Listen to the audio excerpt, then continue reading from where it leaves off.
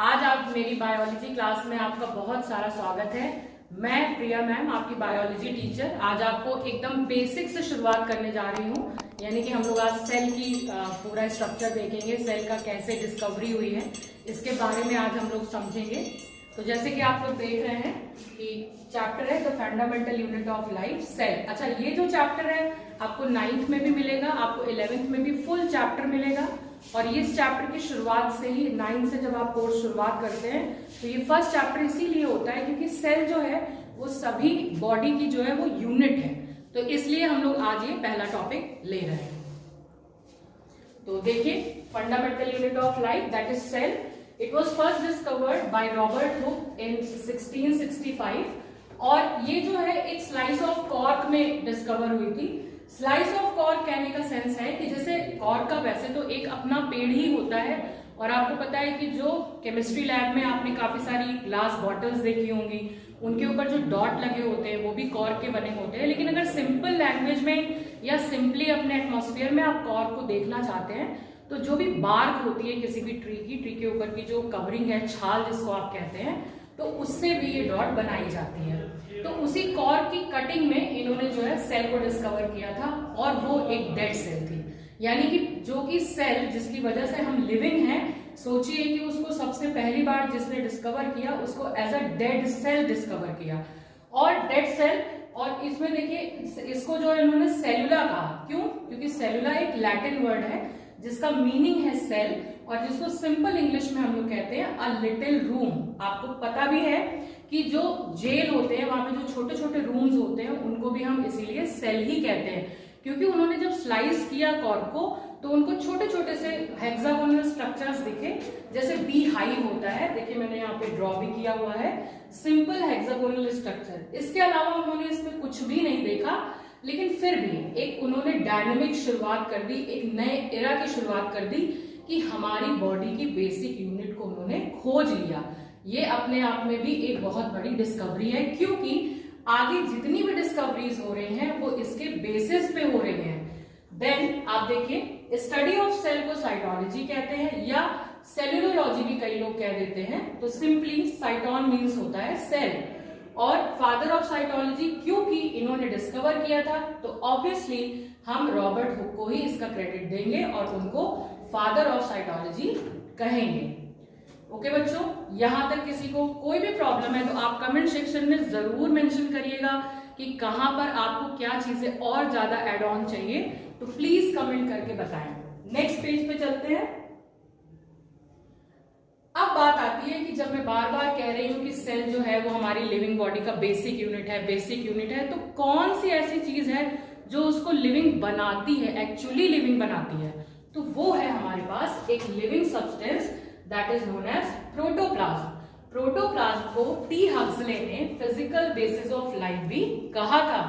Physical basis of life का meaning है कि इसके बगैर कोई भी लाइफ पॉसिबल ही नहीं है, whether it is plant, animal, bacteria, wherever जो भी आप लिविंग चीजें देखते हैं उनमें सब में ये प्रोटोप्लाज्म चाहे कम हो चाहे ज्यादा हो लेकिन प्रेजेंट होता है। फिर अब प्रोटोप्लाज्म नाम आपको थोड़ा सा फ्रेंडली नहीं लगेगा, लेकिन आप साइटोप्लाज्म और न्यूक्लियोप्लाज्म से फ्रेंडली हैं। आपने पहले भी क्लासेस में 6th में, 7th में, 8th में आप कई बार इसका नाम सुन चुके हैं। बस हमने उसको एक जगह ला करके उसको कैटेगराइज कर दिया है प्रोटोप्लाज्म में। एक्चुअली प्रोटोप्लाज्म ही वो बेसिक लिविंग थिंग होती है जिसकी वजह से, जिसके टाइप्स हैं साइटोप्लाज्म एंड न्यूक्लियोप्लाज्म। साइटोप्लाज्म कहां पर है? ये सेल में आउटसाइड द न्यूक्लियस प्रेजेंट होता है, जैसा कि आप देख ही रहे हैं, सेल में आउटसाइड द न्यूक्लियस। और न्यूक्लियोप्लाज्म ऑब्वियसली न्यूक्लियस से नेम आ ही रहा है, तो न्यूक्लियोप्लाज्म प्रेजेंट होगा न्यूक्लियस के अंदर। तो इसीलिए हमने इसको डिवाइड कर दिया है साइटोप्लाज्म एंड न्यूक्लियोप्लाज्म में। अगर हम एक सिंपल सा डायग्राम देख लें तो इसकी प्लेसिंग हमको और अच्छे से पता चल जाएगी। जैसे ये एक सिंपल प्लांट सेल है। अभी मैं आगे के लेक्चर्स में इसको और बड़ा और इलैबोरेट बनाऊंगी, बस मैं आपको यहाँ पे प्रोटोप्लाज्म एग्जैक्टली उसकी प्लेसिंग दिखा रही हूँ। ये एक प्लांट सेल है और इसमें ये न्यूक्लियस है और आप देखेंगे कि ये जो पार्ट है outside the nucleus and inside the membrane, this is known as cell wall. This one is plasma membrane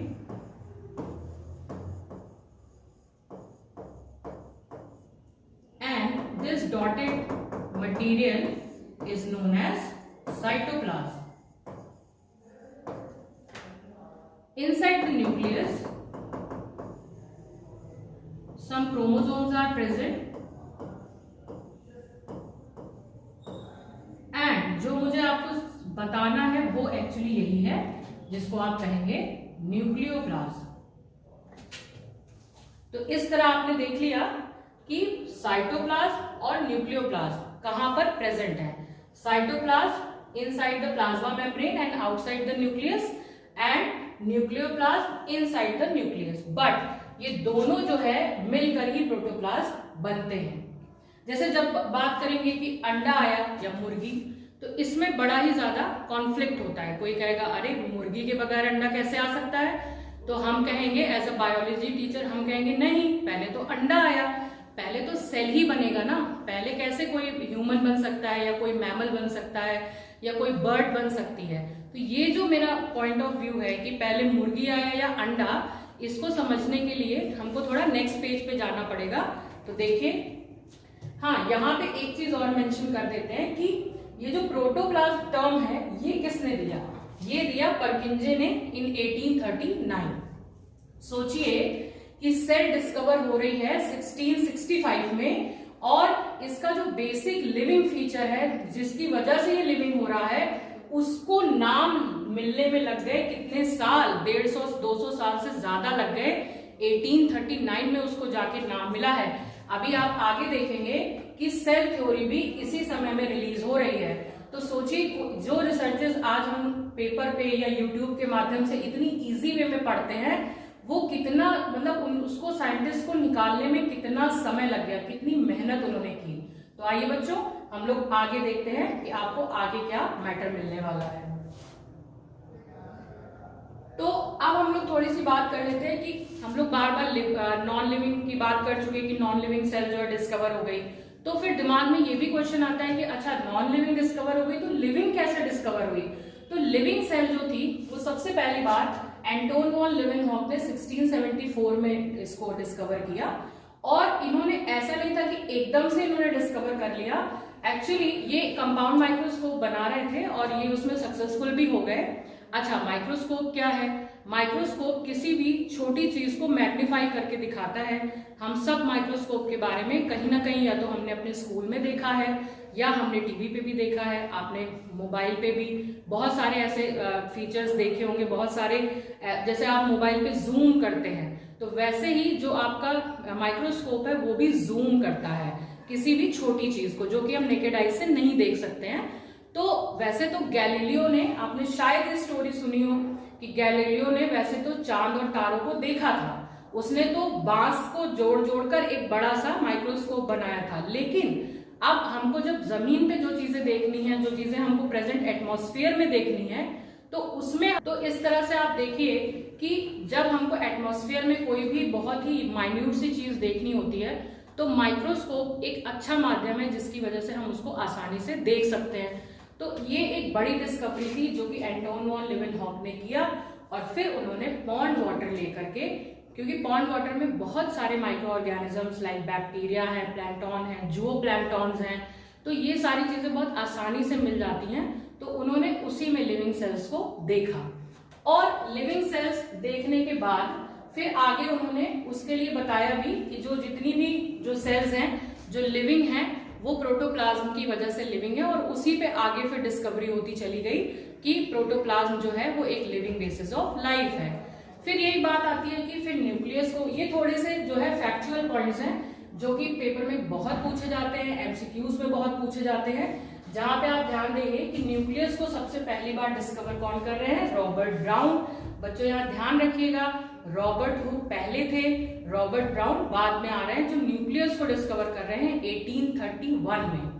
then आपको यहाँ ये भी दिखेगा कि जहां आप रॉबर्ट हुक को फादर ऑफ साइटोलॉजी बोल रहे थे, वहीं आप एंटोन वॉन लीवेनहॉक को फादर ऑफ माइक्रोस्कोपी बोलते हैं, क्योंकि माइक्रोस्कोप को सबसे पहली बार अच्छे फॉर्म में डिस्कवर करने वाले एंटोन वॉन लीवेनहॉक ही थे, तो इसलिए हम उनको फादर ऑफ माइक्रोस्कोपी भी बोलते हैं। इसके बाद इन्होंने bacterial cell, yeast cell, yeast क्या है, बैक्टीरिया तो आप समझते हैं, लेकिन ईस्ट क्या है? ईस्ट जो है एक फंजाई होता है and that is only unicellular fungi. अगर आप और सरल भाषा में जानना चाहते हैं तो ईस्ट वो है जिससे कि हम फर्मेंटेशन प्रोसेस करते हैं अपने ब्रेड में, चीज में, जिसमें भी हमको फर्मेंटेशन करना होता है तो ईस्ट के थ्रू करते हैं। तो इन्होंने सबसे पहली बार जो है ईस्ट और बैक्टीरियल सेल्स को ही लिविंग फॉर्म में देखा था पॉन्ड वाटर में।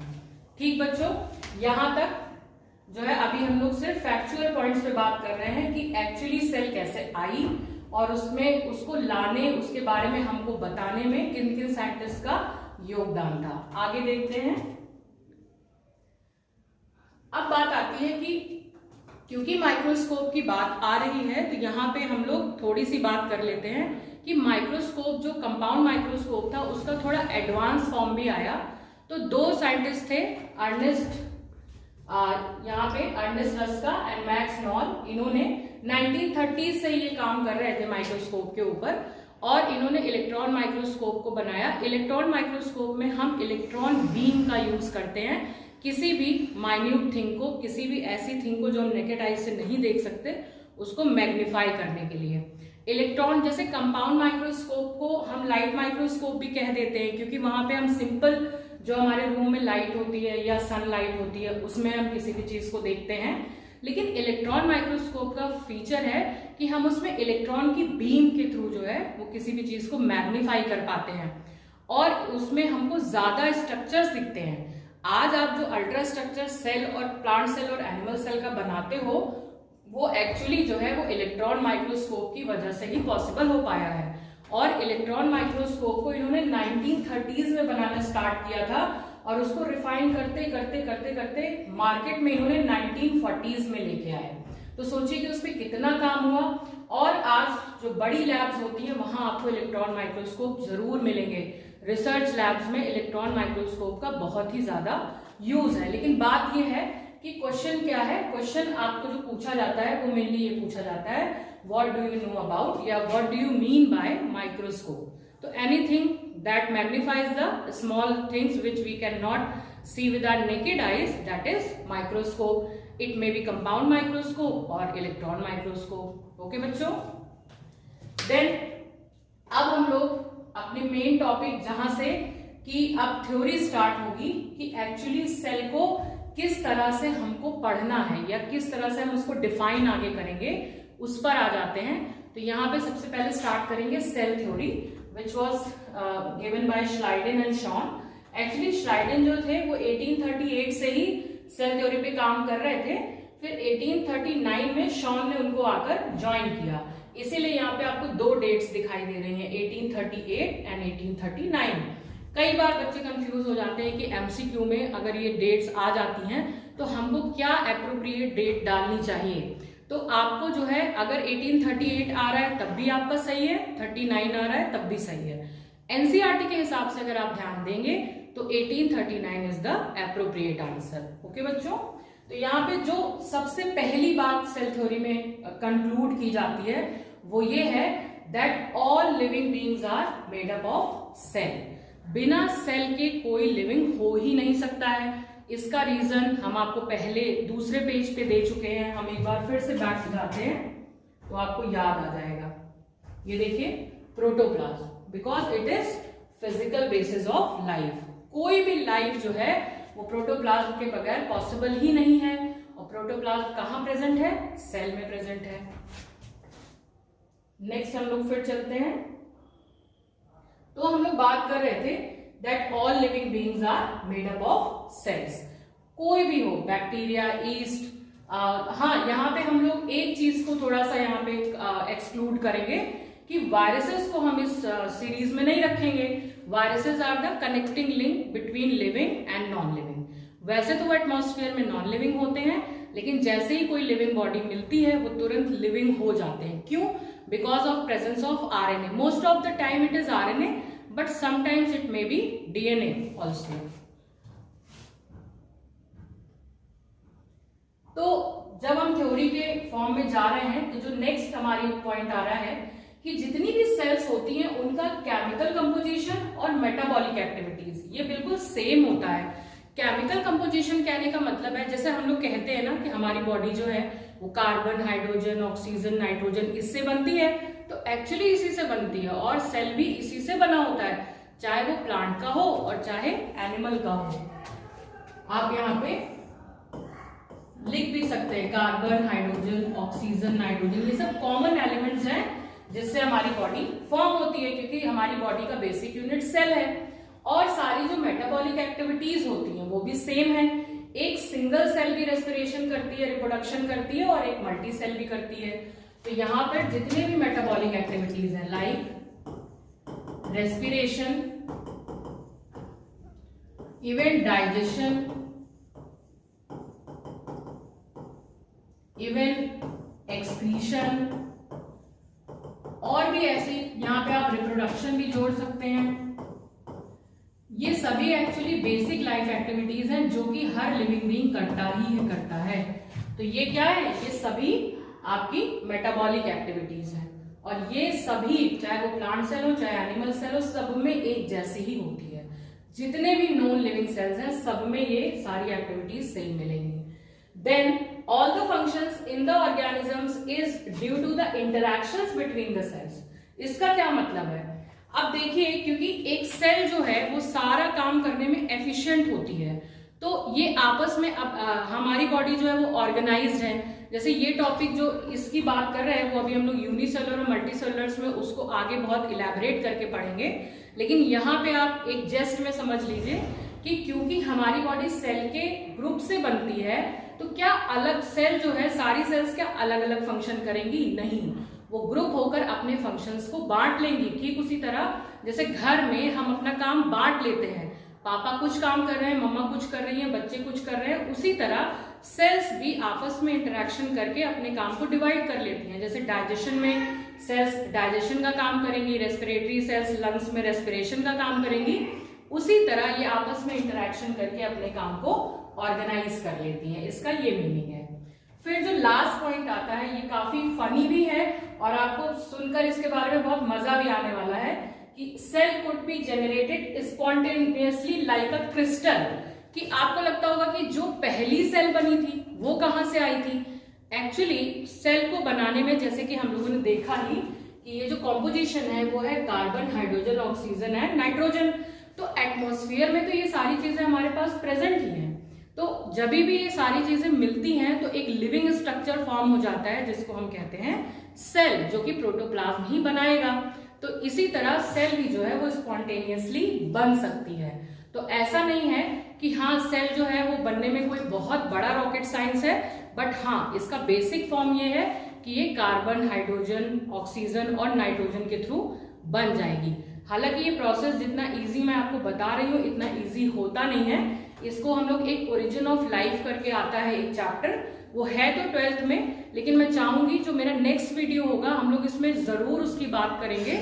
और कमेंट सेक्शन में आप जरूर मेंशन करिए क्या आपको ये वीडियो अच्छी लगी, और ओरिजिन ऑफ लाइफ के बारे में सुन के आप इतने ज्यादा एक्साइटेड होंगे और आपको लगेगा कि अरे ये नॉलेज मुझे पहले क्यों नहीं मिली। और मैं ये आपको विश्वास दिलाती हूँ कि ये चैप्टर आपको किसी भी यूट्यूब चैनल पे कहीं नहीं मिलने वाला है इस लेवल पे। कभी भी इसके बारे में कोई टीचर या कहीं पर भी बात की ही नहीं जाती है।